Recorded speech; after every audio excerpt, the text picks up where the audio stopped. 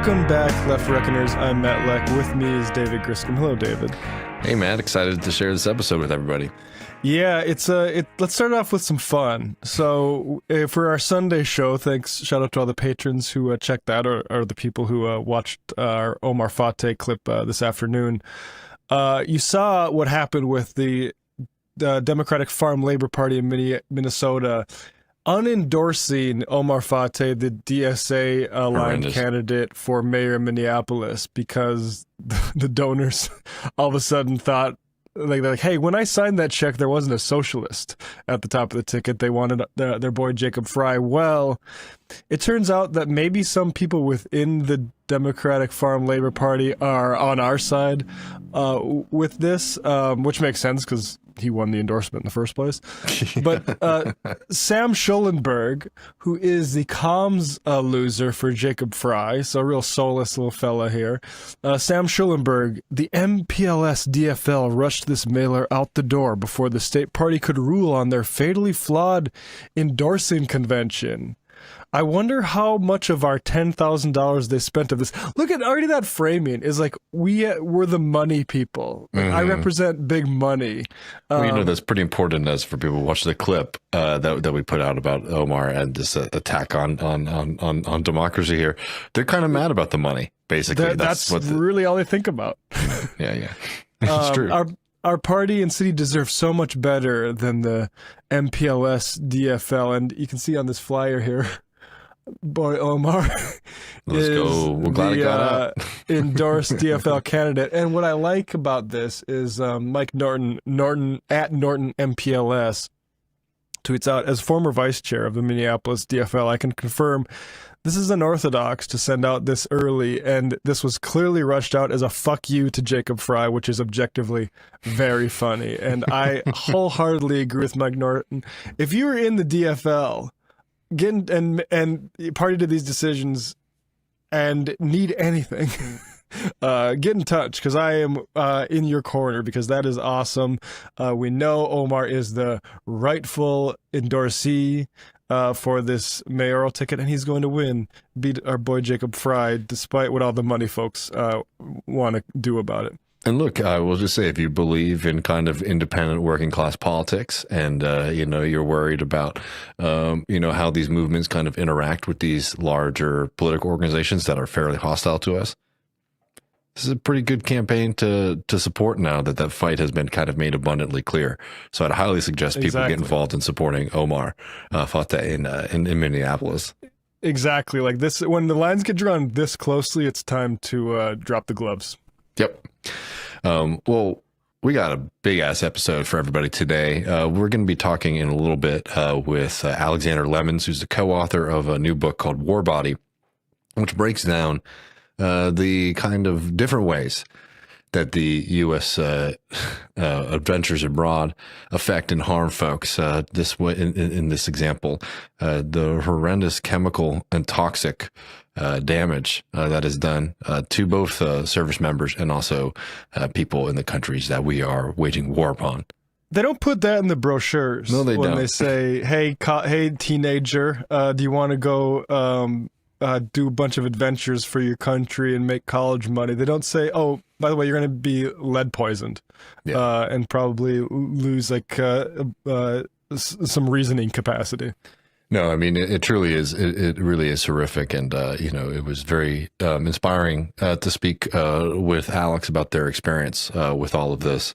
And we're also going to be speaking with a member of the Danish Parliament of the Red and Green Alliance, Pelle Dragsted, about the Nordic Socialism, which is, talking about the Nordic model, talking about social democracy, talking about politics and how to build a democratic socialist movement that can, in this country, that can maybe achieve some of the things that we find inspirational about countries like Denmark, Norway, etc.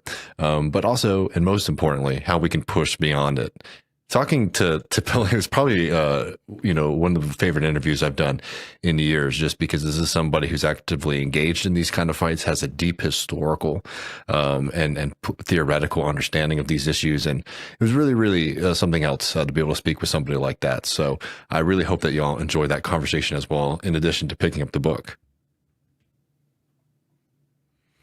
Well, and then let's not forget that immediately after that, we'll be having the post game, which you get access to at patreon.com/leftreckoning, where we have some educational content for y'all. We're going to be talking about PragerU, everyone's favorite university, which is now playing an outsized role, not just in the nation's politics, but also in the schools of Oklahoma, where new teachers are going to be forced to take a kind of test to show that about whether or not they are fit for teaching. And of course, we're not basing this on educational standards, understanding of history. It's about how well you suck up to a New York millionaire, Dennis Prager's worldview. So that'll be a lot of fun. In addition, we're going to be talking about the dangers of THC, where we have Dan Patrick, the Lieutenant Governor of Texas, who is still on his crusade to wage war on THC products in the state of Texas. And he has a brand new investigation, which Matt and I are very excited to take a dive into. And, maybe Matt will learn his lesson about these dangerous and harmful products that have been doing so much damage to people all across the country and across the great state of Texas. Yeah, maybe he's into some science that I was unaware of. Yeah, you're going to learn a lot of science in this one. Yeah, I can't wait to talk about PragerU, which is having this glow up despite Dennis Prager basically being on death's door. I know. Which is, I wonder who's running this now. But yeah, that's a nasty freak, and it's embarrassing that any sort of school system would look to that as a model. And it's borderline child abuse to bring your children up on this dumb shit. But hey, we've let PragerU get away with being a 501c3 nonprofit corporation for over a decade now. So, what do we expect?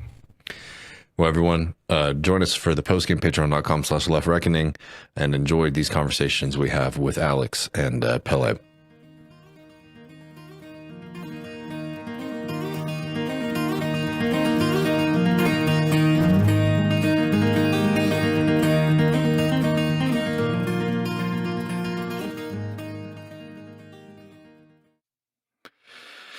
Welcome back, Left Reckoners. David here, and I'm really thrilled to be sitting down with our guests today. We're speaking with Pelle Dragsted, who is a member of the Danish Parliament in the Red and Green Alliance, and also the author of this newly translated book, Nordic Socialism. Friend, thank you so much for speaking with us. Thanks to you. It's a pleasure to be here. I like your show. Oh, man, I mean, that is truly an honor. I mean, and I really like your book, and we're going to get into it because it addresses a lot of, I think, questions that are going to be very interesting for a general audience, but specifically an American socialist audience. And before we get into the stuff about socialism and all these other big questions, Bernie Sanders, who brought a lot of us into the movement, has talked a lot about your country. And he's received some criticism, certainly by people on the right in this country, but even from people in Denmark and other Nordic countries saying like, oh, Bernie Sanders is misrepresenting our societies as quote unquote democratic socialists. And I'm just curious, just at the top, what would you say to somebody who, would be saying that, Bernie Sanders is totally wrong about these countries? No, I think he's right in several ways. One is that it's quite obvious that the Nordic model with universal welfare, free healthcare, free education, and so on and so forth is obviously a attractive alternative compared to the US more neoliberal, more hardcore capitalist model, and therefore it's obvious that it is a good idea to point to existing societies that, even though they are still dominated by capitalist ownership, has succeeded in creating a better life for working people, and that's obvious that in the Nordics, as a worker, you have more freedom. You don't have to be afraid to lose your job and then losing your health insurance, because health is a human right. Mm-hmm. You don't have to be afraid of not being able to pay your rent if you lose your job, because we have unemployment coverage and so on. So I think he's right, but I will go further and say I think also he's right when he kind of point to the Nordic as an inspiration for socialism. And that's kind of a major message in my book. I'm not claiming that the Nordic countries are socialist economies, not at all, far from. But what I claim is that the Nordic countries are more socialist than, for example, the US and many other capitalist dominated countries and economies. And I think we can learn a lot from that experiences, also as socialists and anti-capitalists who want to go beyond and even further than what we have achieved in the Nordic countries until now. Yeah, I mean, I think that your book makes a pretty good distinction between, kind of like arguing about what is so inspirational about the Nordic system and your country, but also, not getting rid of that kind of fire that socialists should have, that like, a better world is possible and we're fighting for it. And just really, really briefly, just for people who are unfamiliar, could you kind of describe your political party and where it situates itself politically? Yeah, my party is the most left-wing party in the Danish government, in the Danish Parliament. As you know, we have a multi-party system, so we have a kind of bourgeois bloc of right-wing parties. Then we have a kind of centrist social democratic party, and then we have a bloc of parties to the left of the social democracy. We are three parties in Denmark to the left, socialist left-wing parties, and my party would be the most leftish of those left parties. So, because we have the multi-party system, then when we have a majority to the left, a social democratic government would be dependent on the votes mandates from my party, and that's the way we kind of get influence under the actual relation of forces. So, for example, in the last government, they needed our votes for the national budget, and we used that to get kind of to make life easier for working people. For example, we made dental care free for young people. We did policies against Blackstone, this landlords destroying our cities in the US as in Europe, and other kind of progressive politics. So that's kind of the way we work in Parliament. And then, of course, as anti-capitalist and socialist party, we're also very active in the trade union movement and all other kind of broad popular movements, because we think that, in order to change the world, it's a kind of combination of the two positions that we need. So that's more or less our party. No, I mean, it certainly is interesting, and I'll put some links below for people to read more up on it, because it's interesting in the system, and the opportunities that you'll have there to have influence in government and policy, I think is very inspirational. And I really want to get into, please. Maybe I should just add about our strength right now, that at a national level, we're polling around 8%. But together with the other left forces, the Danish left right now is really strong. We are polling around 25% for the parties to the left of the social democracy. And that's kind of historic, that our forces combined are bigger than the social democracy. And that's kind of a new thing. And my party is geographically quite uneven. So in Copenhagen, the capital of our country, we're the biggest party. And we hope to get the kind of mayoral, supreme mayor when we get to the elections in November. Interesting. Yeah. So one of the things I think is interesting about your book, to try to get into the kind of theoretical side here, is that you kind of push a lot of people. They want to talk about politics and economies in kind of simplistic ways, right? Is Denmark a socialist economy? Is the United States a capitalist economy? Is China this? Is China that? And you kind of argue that rather than thinking about an economy as just kind of like one or the other, conceptualizing them as a kind of like a gradient. Could you just get into that a little bit for folks, like why it is that you think that way and what effects that has on your politics and the way that you strategize? Yeah, that's a kind of a key message of my book, and it's partly inspiration from the late Eric Olin Wright, who also talked about this idea of economies as hybrids, instead of thinking of economies or modes of production as kind of all encompassing and total. So what I suggest is that instead of thinking binary about the idea of socialism and capitalism, we should think about it as kind of a mixtures, that real societies, existing societies in the world and in history, have never been totally the one or the other. it has always been kind of mixtures of different ways of organizing productions, different social relations, different modes of production, you could say. So, for example, and you'd say it's a way of defining capitalism a little bit thinner, because normally on the left and also more broadly in public discourse, we talk about capitalism as everything. We say we live in a capitalist country, we have a capitalist economy, we have a capitalist market, and some would even say we have capitalist humans because we kind of are totally enslaved by this organic and all controlling system. What I suggest is a thinner definition of capitalism. That would be that capitalism is places where exploitation of workers are done.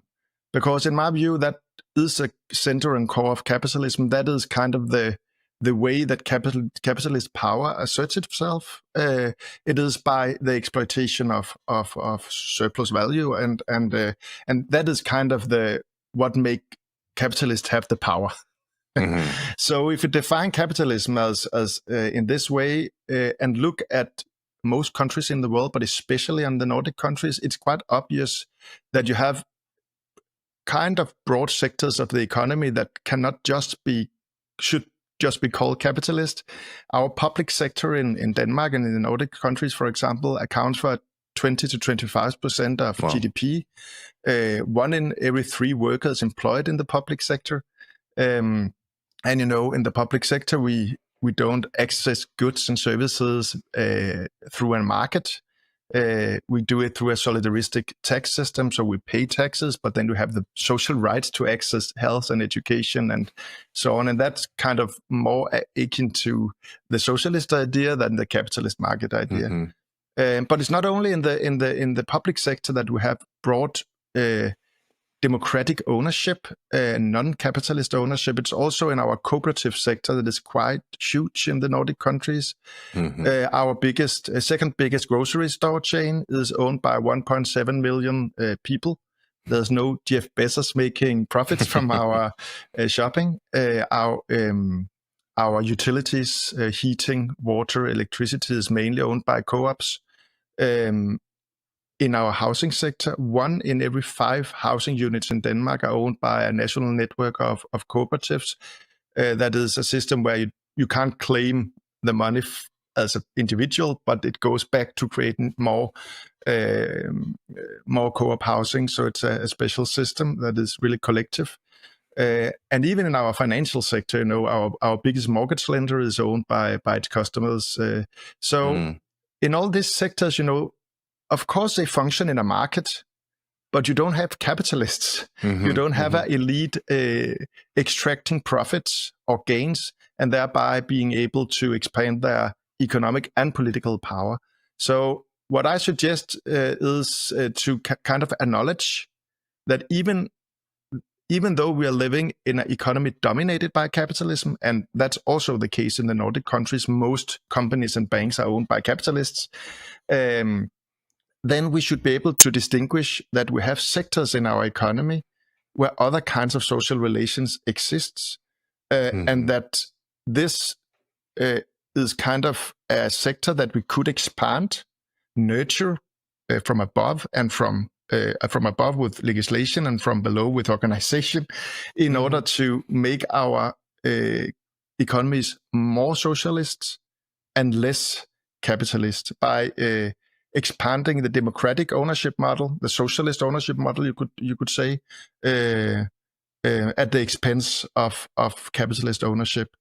And the other half of my book is basically a lot of ideas and discussion about how to do exactly that. But I know that this idea can be kind of thought-provoking to many Marxists. I consider myself a Marxist also, because we normally have this idea that socialism is something that only appears after we have abolished capitalism, and it kind of grows from the ashes. But I think that way of understanding capitalism make it really hard to strategize about changing it, how to kind of combine the daily struggles in our trade unions, in our movements, in the parliaments, with our visions for a post-capitalist society. And I would also add that I think this conception, I don't know, it's different from, I think, a kind of like pop socialism idea of that, socialism is built through this kind of like mad rush through the institutions and through society, and then you get socialism, but rather something that is like a combination of like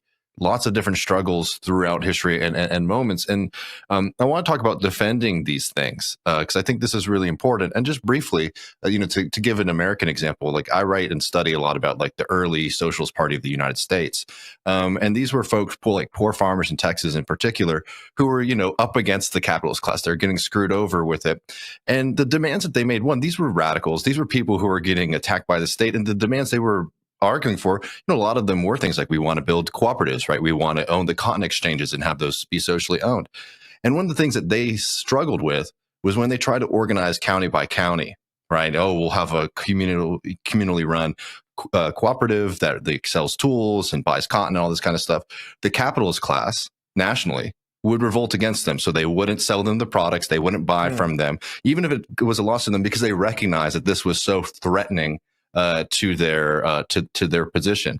And the socialists kind of realized, like, okay, well, we need to have kind of national or at least state level power to be able to force these, be able to push back against the capitalist class. And in your country, and I think all across the Nordic countries, there has been these kind of fights and moments where, a lot has been won, and then there's always this threat of slippage and slipping back. So I wanted to talk about, like, in this model and in your book, how you think about kind of fighting to protect these things like cooperatives and, democratically run businesses and operations from a capitalist class that is always trying to look to undermine and eradicate these things.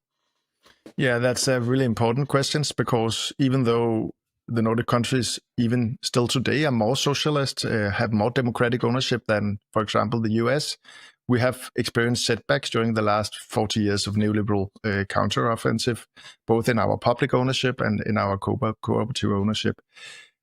Well, just to start, actually, the experience in Denmark, in the Nordics, compared to the one you described in Texas, are the opposite. That the farmers' co-op movement gained these battles against the corporate class. So when, for example, the private owners of cement factories, they kind of blockaded and denied them access to cement, then they just made their own cement factory. When the banks denied them loans, they just created their own banks. And in only 20, 30 years, all agriculture, the whole network, fertilizers, import, export, production, tools, was changed into a cooperative model. And actually, even today, agriculture is primarily cooperatively owned in Denmark. But today, they are part of a global market, and we could get more into detail about how kind of cooperative ownership is no guarantee in every case for responsible behavior. But to your question, it is obvious that when you want to expand democratic ownership at the expense of capitalist ownership, the capitalists will resist because they lose kind of terrain where they can make the profits. Our history shows us that it's not impossible. It has to do with correlation of forces. It has to do with organizing from below, and with a kind of legislation from above, of course, is helpful. For example, our housing co-ops, they started from below.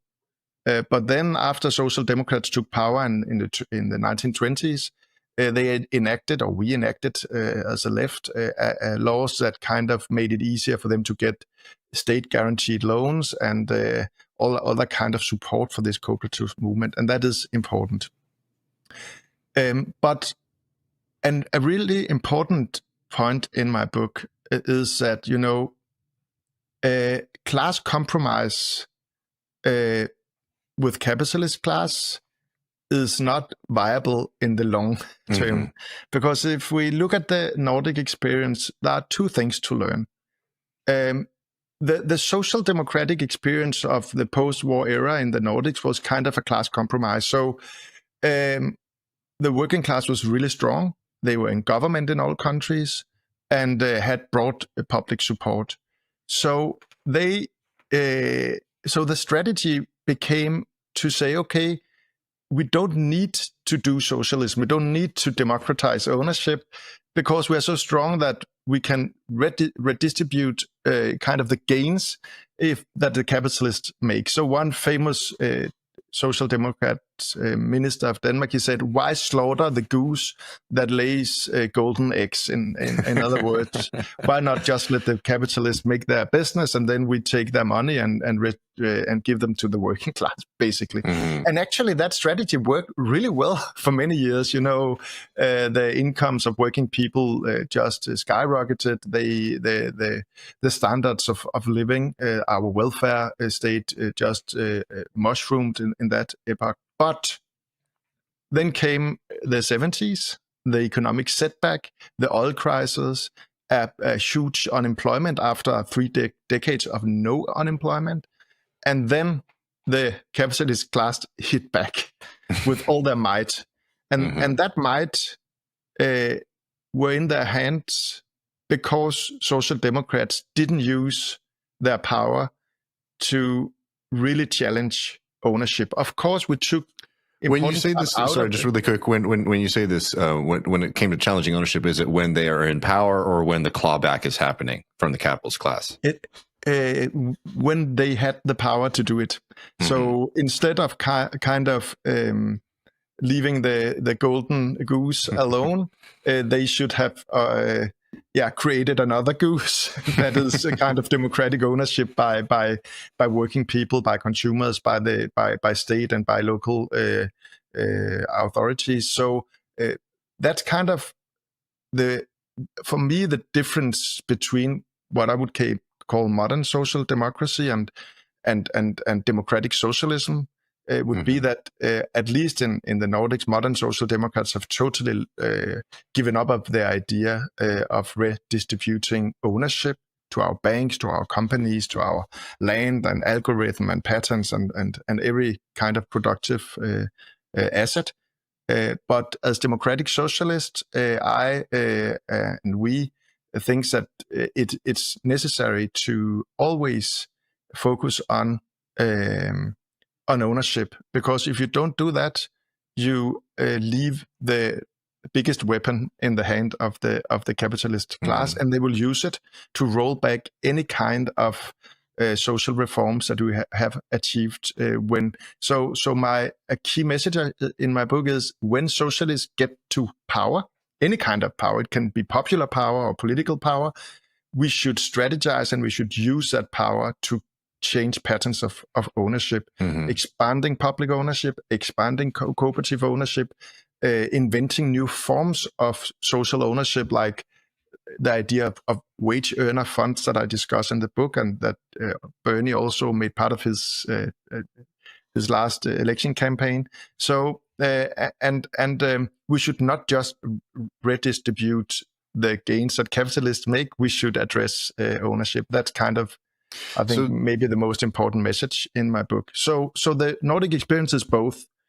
It's one, social democracy and class compromise actually did make enormous results for many years, but in the end, it showed the weakness of this class compromise model, and that shows us that the next time that we kind of have that kind of power in the working class, we should not leave the capitalists with the ownership to our means of production.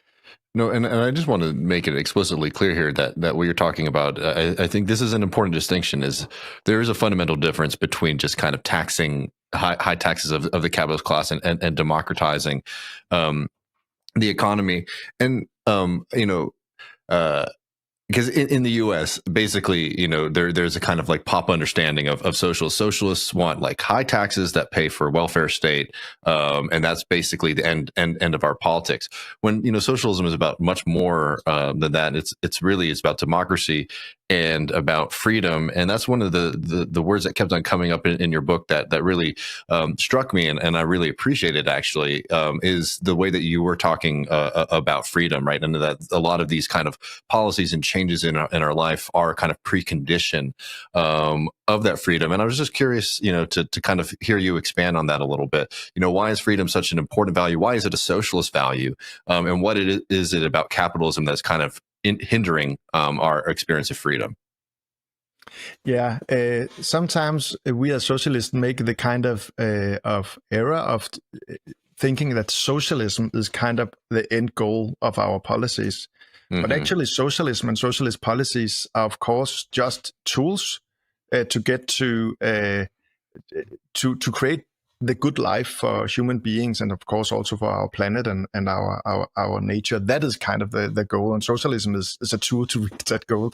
So of course, individual freedom, as Marx also stated, he was not against individual freedom. He criticized the bourgeois society for lying about its ability to create freedom for the masses. So for me, socialism's kind of most important goal is to create freedom and autonomy for the majority of people, and of course also freedom for all kind of domination.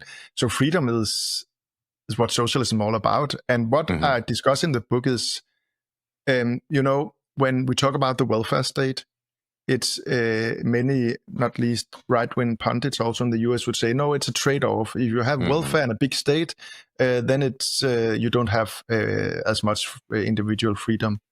But that is so obvious for real life experiences that this is bullshit. I came with some examples before. In Denmark, for example, we have free education, and as Fox News anchor kind of was embarrassed about, we even pay the students to take an education. We have like $1,000 a month for all the time that we are studying from some state subsidies. So it's obvious that creates more freedom. Danish young people, even if they come from a poor background, has the freedom to choose the education that they want, a freedom that do not exist in the US or many other parts of the world. And also, of course, the issue of we have the right to 5 or 6 weeks of paid vacation by law. It's obvious that makes us more free, that we don't have to beg and ask our employer to let us have this 3 weeks of vacation with our kids in the summer holiday.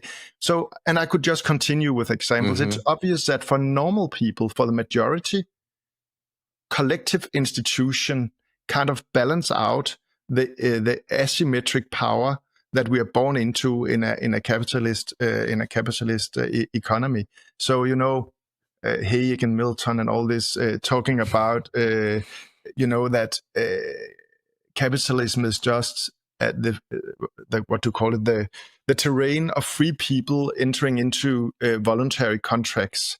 And that sounds really great, but it's obvious that you cannot, as a worker, you have no freedom to choose not to work for a capitalist. For then you, in the end, can't pay your rent and get food for your children. So we are born into asymmetry of power, and collective institution and collective insurances, not personal insurances, makes us more free and more safe. And socialism, creating, where we also own our own workplaces, or at least have a say at our workplaces through some kind of legislation securing workers' influence, of course, would give us more freedom to influence and to take decision regarding our own lives. So for me, socialism is all about freedom, and we should not fall into this trap of saying, no, the liberalists, they are in favor of individuality, and we are in favor of kind of communality, because we are not in favor of the communality for the sake of the communality, but for the sake of creating the best life for normal working people, for every people. Yeah, and again, I think people should pick up the book, because there's a lot of really great examples of how we can build that. We're running low on time, so I want to make sure that we get to this, which is, how do we push this Nordic socialist model forward, right? So, in the U.S., you're going to talk to leftists, and I'm sure you just did a really great book tour, and you talk to leftists, and a lot of us, we do really aspire to what has happened in your country, right? Because we're a country where we're on the back foot of our already limited, welfare state, let's call it, in the U.S., right? they're threatening to overturn the NLRB in this country right now. So, there's a lot. Hell, I would love to wake up tomorrow and have a lot of the policies that y'all have. But I'm also a socialist, as are you, and we think that there's an even brighter future. So how do we push this model forward? And also, not to ask you like a specific amount of like time, but like, what is the horizon in your mind of trying to build that socialist future? Is this something that will just pass on to our kids, grandkids for generations to come? Is it something that's achievable in the near term? Just talk a little bit about, this horizon that you're advocating for. Of course, it's really difficult to talk about how the future will evolve, but actually, I think there's a kind of a moment right now, not least in the US, but also more globally. Now people, they were sick of the status quo. Now they try the right populist, proto-fascist forces, and it's as for many people I talked to in the US that voted for Trump, they are really disappointed now. They thought that he would kind of fix the economic problems, and he is doing the opposite. So I think, Trump has really shown if I should say anything good about Trump, that politics can make a difference. My generation, born after the fall of the Berlin, or not born, but, growing up after the fall of the Berlin Wall, it was kind of the idea that history was over, and that, we could choose whatever party we wanted and it would be more or less the same. But Trump, in some way, has shown that actually political power can change fundamental power relations. So I hope that the US left will be able to run a candidate for the next presidential election that has kind of this analysis and understanding that when they get to power, they should use it, not just tinkering a little bit like Obama, but really taking big steps forward. Because I think if you show workers in the US that you really can create differences in their life, making healthcare free, for example, you would have enormous support, and you would be able to advance these reforms at a bigger and bigger pace in the coming in the next election cycle. So I think if we succeeded in doing that, I would be quite optimistic. And regarding your questions about kind of the relation between our short-term goals and our long-term goals, I think that sometimes, some parts of the revolutionary left, I have maybe been a part of that more radical movement myself, has this kind of contempt for the small steps, and have the idea that they kind of should block more kind of to reach some kind of post-capitalist economy. But I think that that's a wrong contradiction. I think that actually making these advances, showing that we're able to have big parts of the economy out of capitalist structures and relationship, for example, taking the healthcare system, if you could do that in the US, making a public healthcare system, that would kind of give us experiences in also how to further democratize other parts of the economy. So I really think that for me, the idea of also that I think it can be incremental, because for every reform that we make that kind of broaden out the democratic ownership sector, the socialist sector, you could say, of the economy, the stronger we get and the weaker the capitalist class gets. And their weapons of kind of defending themselves will be weakened. For example, if we have a public banking system, and we could just create it, it's many countries have public banks. France have a public bank. Germany have public banks. Then, of course, the threat about kind of capital flight would be less frightening, and any other kind of reforms could strengthen our side of the class struggle. So I think we should really think the two things together. We don't get into power just to make life better for working people. That's important, but we do it also to weakening the capitalist class, to expand democratic ownership, and thereby to be able to take the next steps towards a economy dominated by socialist ownership and socialist relations. Well, I think that's perfectly said. Pelle, thank you so much, folks. Those are linked below. This book, I truly enjoyed it. Not only for the argument you make about the future, but also I think it has a very, very good analysis and introduction to thinking about capitalism. So many, many great things you can get out of it. Thank you so much for joining us. Thank you. It was a pleasure.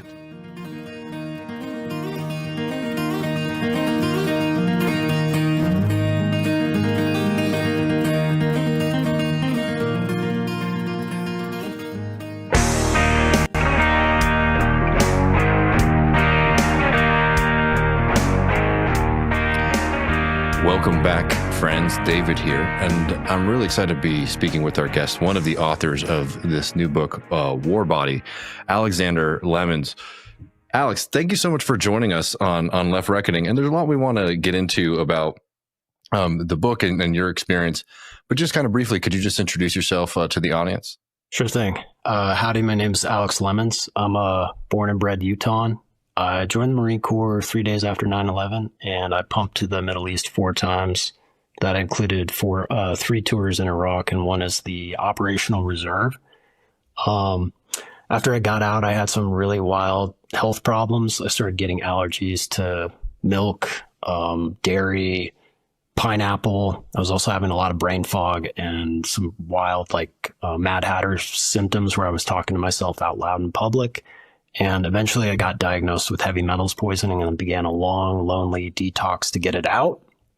Eventually I ended up going back to school in Portland, Oregon, where I worked on my master's degree and also an applied sciences degree in environmental restoration. And that's what I do as my day gig, my other side hustle, where I clean up polluted rivers and streams and wetlands. Mm-hmm. And while I was up there, Josh, the other co-writer of the book, he's an environmental historian at Reed. He said there's no possible way that I could be the only vet who had these mysterious symptoms and troubles. And so we combined our forces, and this is the airport read that you see before you that has been written specifically for veterans and veteran families.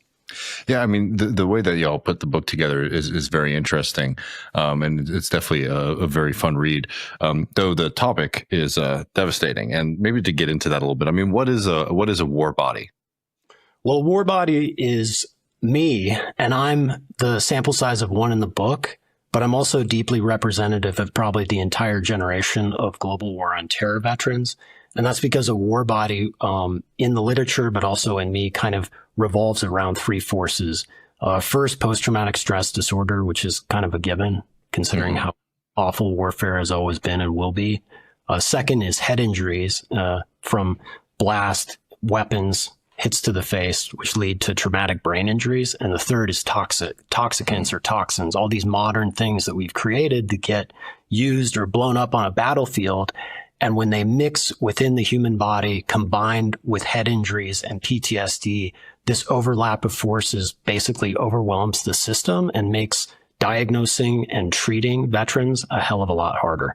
So I want to talk specifically about lead because it's one of the things that y'all obviously write about a lot in your book. But before we get there, could you just give a quick list of some of the other, toxic chemicals and things that, are kind of people who are fighting, are inhaling, exposed to? Sure. So you've got everything from things made in the lab in old times that have been banned, like asbestos. In Iraq, we just have a lot of dust because it's a desert, but it's drying because of climate change that's increasing the amount of dust, and it's big pieces of particulate matter in that dust. You have buildings, modern buildings full of things that get blown up, and that becomes dust and gets into you. Forever chemicals, if you're familiar with Teflon. A big one you'll know about or have heard about is in Camp Lejeune, North Carolina, where 2nd Marine Division is at. And that's what we call trichloroethylene, and that was used to scrub everything from car parts to cleaning uniforms. And this is kind of one that I made this morning, so you get a look at it. But from 1953 to 1987, they were using TC in dry cleaners and on the base to clean those parts, and then they flushed it into the water system, and the water system was actually the water for base housing. So all of those veterans and their families were absorbing it, and it is a cancer-causing agent, but it also causes Parkinson's. So There's a delightful number of these things. We don't cover all of them in the book, but we cover quite a number of them. Mm-hmm. And you just have to think about everything that's in your room or in your kitchen or at your place of work being blown up or used or being absorbed. And that's kind of what modern warfare is for a war body. Yeah. I mean, one of the most devastating and well studied, frankly, most people in this country, for example, know about the history of lead in the U.S. There's a reason why, you don't have homes using lead paint anymore, but it's something that people are very much exposed to in war. Could you talk about, your experience with lead, what it does? I mean, why this is something that you focus a lot in the book for obvious reason. Paint this picture for us. Well, we started out, rather than going to burn pits, which is critical, and burn pits are just the open burning of all trash, batteries, plastics, uniforms, whatever else. We start with lead because, one, my job was a sniper. So I'm shooting tens of thousands, if not hundreds of thousands of rounds over a lifetime. But also, everybody who goes and trains in the service needs to be able to work a pistol or a rifle. And that process, even in minor amounts, as Josh mentions in the book, if you cut like the edge of a dollar bill up and you had this much lead, you can see that right there. That's enough to permanently mess up your brain and body for many decades to come. So it's micro amounts. There's like no safe level of lead in the human body. And for using it in weapons, I made up kind of a quick picture of a cartridge and a round, because a lot of you aren't familiar with this, but you've got the leaded bullet itself covered in a full metal jacket of copper, maybe dipped in arsenic to harden it up. You got gunpowder that's inside of the cartridge. And then this little cap right here at the bottom. And if you looked at a cartridge, you'd see the back stamped. This is where the firing pin hits. That hits a little cap right here that's full of lead that explodes to light the gunpowder. Problem is, when you pull that trigger and the hammer hits the firing pin and goes off, that explosion of lead sulfonate, you're breathing it into the body. So it's going through your nose and your mouth and then down into your lungs and then spreading into your circulatory system. And the problem with lead is that it wrecks enzymes at a cellular level, and it can mimic calcium. So in your body, the structure of lead, it looks like that. And so does the structure of calcium, even though they're different atoms. And so your body will pull it in and cycle it through the system, especially up into the brain, even though it has a very protective barrier called the blood-brain barrier, and it will go in. And at that point, lead is very effective at wrecking the sheaths that cover your neurons. It's called myelin sheath. And once you wreck neurons, you're wrecking your ability to remember how to play catch with your friends, log on to, an app to do an interview. And if you don't remember the past, then how are you going to deal with your trauma from the past? You're not. So this is the danger in lead. There's an aspect here too, where like there is there's like a material injury or issue that's coming from inhaling lead and all of these other things alongside, like the actual like mental experience of like being in war. These are probably compounding with one another, right? Yeah. And in the case of the United States, we had leaded gasoline in this country from 1926 to 1985, and that was to deal with low octane gas. It was like 40 to 60, as opposed to like 85, 87, 91 when you go to the tap. Well, to deal with low octane, they added lead so that you wouldn't have knocking in the engines. And that was really good for when you're flying a plane, because you don't want the engine to knock and drop. Well, in Iraq, they also had leaded gasoline, but they have only started pulling it out of existence in 2021. So while we were there patrolling and working with the Iraqis and living and breathing, we were all breathing in, burning leaded gasoline, which had already been banned in this country because we knew definitively it was killing people, and especially children as their brains are developing, was causing that neurodegeneration that I just described. So, obviously, a lot of this is about your personal experience and journey. But, you're talking about a theater, like, being in conflict in Iraq. How much of this is kind of universal for everybody who's living in a war zone? How much of this is specific to people who are actually engaged in combat? That's a great question. Unfortunately, we don't have like the 100% definitive evidence of that because we can't take people and literally subject them to head injuries, burning batteries over a trash can, and trauma and collect data. We have to kind of collect it from personal accounts like me, and then different studies that were done at the NIH, at the VA. But I think in general, what we have determined and discovered in like sorting all that evidence together, and we call it historical anatomy, which is piecing together everything around a person in space and time, is it would be hard not to say that these toxicants aren't affecting everybody who's a combatant and visiting or anybody who's living there locally. It's just a matter of like what job you had and what degree, how close you were to like a burn pit, how often you were firing a rifle. In the case of the Iraqis, they were getting, like my guys, they were getting blown up the same time I was. And sometimes they weren't outfitted with helmets that were as good as I was, or they had the crappy ones that were issued by the United States government that they knew were not good at deflecting like gravitational forces to reduce the amount of injuries and concussion. So I'm finding it that way now too. Like just anecdotally, when I go and meet guys in my battalion, and I talk to my Iraqi translators because I brought a lot of them and their kids over. And I talk to my Iraqi friends like back home in Iraq. What I'm finding is this is like happening to more and more people, and that I wasn't just some random aberration. Well, actually, you talked about it a little bit, but can you just sort of take us through this journey that, you sort of outlined in the book, specifically, the things that you were going through, and when did it sort of click that, this was the result of, what you had been exposed to, as a part of the military, right? Your kind of health journey here that kind of led you to question and wonder what it is that's going on with my body. Yeah, I would say it was when I received a diagnosis of heavy metals poisoning from a sort of, quackish doctor that I tracked down who loaded me up with all these chelators and did like a urinalysis. And that's when I popped positive for lead and mercury and thallium and uranium and a whole bunch of other heavy metals. And at that point, I was like, hallelujah, I'm not making this up. This stuff is in my head. And it's, as I started to kind of do my own research, I started to see that it was interconnected. But I kind of, in that process, as I show in the book, I got obsessed with mercury because there's like a whole field of studying how mercury is a neurotoxin as well. And a long time ago, I had mercury fillings and they were still in my mouth. So everything kind of became mercury this, and I'm a fly fisherman, so I'm obsessed with fish and I study fish for a living. So I also know a lot about mercury in fish. And it kind of went that way until I started to detox and get better.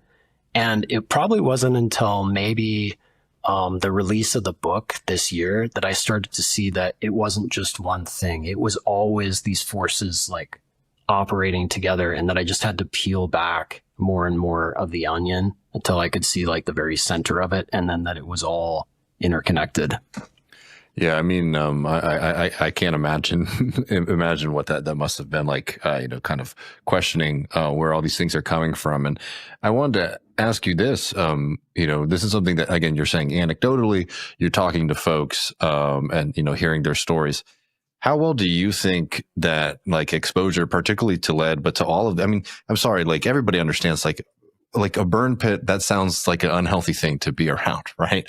Like how well is this understood in the military? And like, is it just kind of like, in certain situations, risks are taken? I mean, why isn't there more of an effort to try to limit, exposure? So we are operating under, EPA laws, state and federal, but there's also a lot of corners cut at like kind of local level. Like I have a job to do and I want to get off today and it's Friday and I want to get noon so I can go to the beach with my buddies.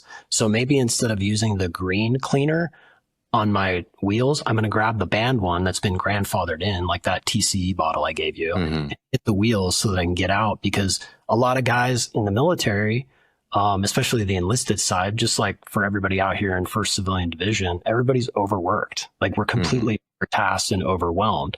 And with all of these different cuts that have been happening for 5 decades to kind of constrain and control like environmental toxins and pollutants, that's had a profound effect on what we're doing in the military.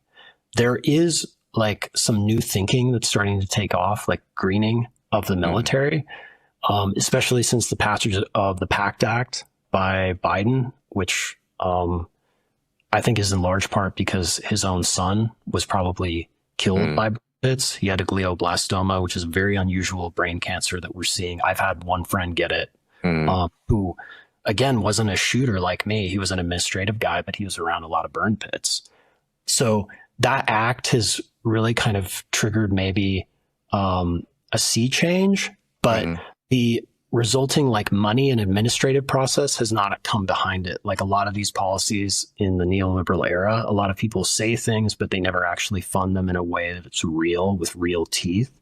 And I also think because the war on terror is like quickly becoming something in the rearview mirror for a lot of people, a lot of folks are thinking, well, those toxins and toxicants were only part of that experience, instead of seeing this as just like a byproduct of war, a byproduct of modern war, and something that we're going to have to find a way to be more responsible and thoughtful about going forward.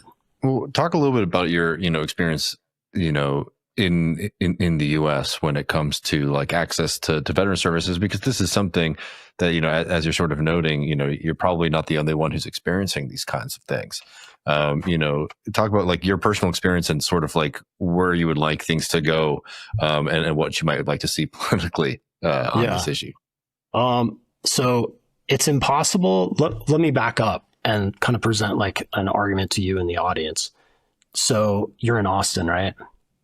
Okay. So if you think of like the busiest fire station in the city, and 11 years ago in 2014, I came to you as the mayor and said, I want you to do everything you're doing for the next 11 years, but I'm going to cut your budget. Are you going to be able to do what you're doing along with the size of Austin increasing in population? Yeah, totally. Certainly not. Certainly not. Not. This is what's been happening at the VA since 2014. So that year, there was a scandal that took place in Phoenix that kind of lit the keg. And at the same time, Bernie Sanders, independent from Vermont, had come to the Congress that was then had flipped to Republicans and said, we're in a $26 billion shortfall for veterans healthcare. Bernie, for whatever you want to say, this man's been consistent on helping vets for a long goddamn time. Read the bills and check the votes on that. The Senate balked. They offered up about $6 billion under, I think that was John McCain at the time. And then they created that was the Choice Act that was signed by Barack Obama. So if you sign the legislation, you own it from here to eternity in my mind. But that created a really complex, very neoliberal panel of 3 people selected by the Senate minority leaders and House Speaker, and then 3 by the majority leaders, and then 3 by the presidency, and like 4 to 5 by the VA. But they could pick anybody they want, and they picked privatizers, some VA folks. And the idea was that they would start controlling things at the panel level. And that's what's allowed, say, now, Secretary Collins at the VA. He did a whole bunch of cuts in the last 3 months without having to go to Congress or anybody else because they had enabled that panel. So I'm giving you that backstory to just tell you it's insanely difficult to work on a war body in a period where you're not getting enough resources. And that the private sector doesn't really have the answers either, because I had to go out to the private sector for some stuff and I didn't find anything. So what I ended up doing was going down a rabbit hole and figuring out a lot of things on my own and blowing through a lot of cash. And I have kind of cured myself as much as I can, but I think a lot of that has also been my background, my class, which has allowed me a little bit more of an edge than somebody else who'd been exactly the same from my battalion who might have the same conditions. So I think in the final analysis, the VA is really good set up for this, solving this kind of problem, because we have integrated healthcare. So when I go there and get treated, I'm not just like my psychologist goes and talks to my primary care doctor, who talks to my blood doctor, who talks to my TBI doctor. Out here in the land of Romney Obamacare, brought to you by Carl's Jr., I don't know what the hell else you want to call it, everything is separated and isolated, or it's in network, right? And because these things are so profit driven and separated from each other, they like won't talk to each other or work to each other. And so I think that's why trying to treat this is going to be really impossible unless we have some type of new model for healthcare, something bigger and bolder than Medicare for all. I think that it's got to include all of these different things that are happening with us in our minds and our hearts and our bodies and the environment around. And that's going to require a very nimble but well-funded bureaucracy. There's just no way around that. Yeah, I mean, I think it's something that is very interesting to kind of take away from the work here. And in the last couple of minutes, Alex, I want to just kind of ask you, to share with the audience a little bit about like what this experience and research and what you've been able to uncover has kind of meant for you, and specifically like what you would like, a general nationwide audience to sort of get out of this, right? Because this is different from a typical war story, right? Or memoir or something like that. This is a specific way that America's engagements and conflicts has like affected your body and many, many others that is kind of like not thought about. So like, what is the kind of message idea that you really want people to kind of take away or should maybe hold with them as they're working through reading your book? I would say that before you offer a solution to something, you have to have a correct diagnosis of the problem. And that's the strength of Warbody, is that we have, Josh created it, but it's an academic term that he uses at the beginning called historical anatomy. And that's the key that unlocks everything within our examination of my crazy body and the examination of your crazy body. Because if you think my mind and body are extreme case and that you've never been anything through that is like that, that's true up to a point. But you've experienced some of these other toxicants, head injuries from car crashes, football, and trauma. I mean, whatever it is, in your childhood, in your teenhood, your adulthood. So until you kind of correctly diagnose that these things are not operating in isolation and can't be treated in isolation, they have to be treated together, you're not going to be able to heal your body and your mind. Well, I think that's very well said. Alexander Lemons is the co-author, along with Joshua Howe, of Warbody, a really exciting and interesting book that details some extremely worrying findings, but in a very accessible and interesting way. Thanks so much for coming on, friend. It means a lot. Yeah. No, thank you. And I want to pitch out. I don't have a website or social media or none of that. So just look for things I write and, throw some money in the guitar case. But I just wrote an article for High Country News that I'm trying to get out. And this is it right here. You can look it up. But I've got a program for creating 10 million jobs in under 2 years. I'm talking full employment. And a lot of it has to do with the things that are in this book.